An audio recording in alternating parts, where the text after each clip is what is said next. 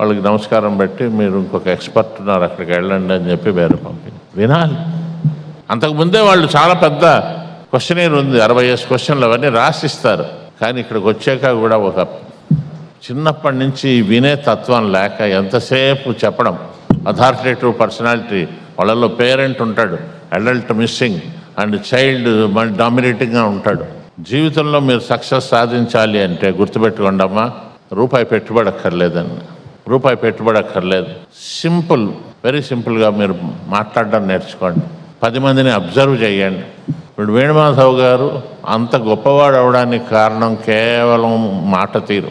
రాజకీయ నాయకులను అడగండి, సినిమా యాక్టర్లను అడగండి, సర్వీస్లో ఉన్న ఎవరిని అడిగినా డాక్టర్ వేణుమాధవ్ గారు గురించి చెప్తే మహానుభావుడు. నిన్న మొన్న పేపర్లో మీరు చూసే ఉంటారు. ఆయనలో నేను గమనించిన ఒక బిగ్గెస్ట్ ప్లస్ పాయింట్ ఏంటంటే ఈ నెవర్ క్రిటిసైజ్డ్ ఎనీబడి అండి. ఆయన దగ్గరికి వెళ్ళి, సార్ సద్దాం హుస్సేన్ గురించి మీ అభిప్రాయం ఏంటంటే, మంచి ఇంజనీర్ అని విన్నాను.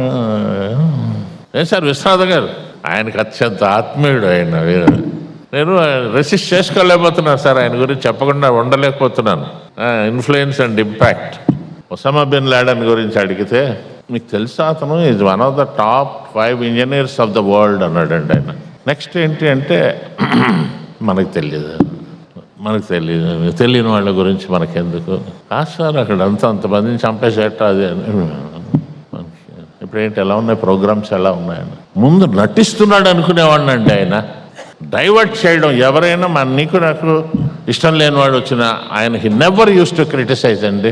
నేను జీవితంలో అలాంటి మనిషిని ఎప్పుడు చూడలేదండి, ఎవరిని క్రిటిసైజ్ అడిగా. ఆయన దగ్గర ఉన్న రెండో గొప్ప గుణం ఏంటంటే, ఆయనతో ఎవరు మాట్లాడినా ఒక్కసారి మాట్లాడితే బయటకు వచ్చాక వేణుమాధవ్ గారు నాకు చాలా మంచి మిత్రుడండి అంటారు. అలా అనిపించుకోవడానికి యూత్ మీరు ట్రై చేయండి, నవ్వుతూ మాట్లాడండి, ఎదుటివారి ప్లస్ పాయింట్స్ చెప్పడానికి ట్రై చేయండి.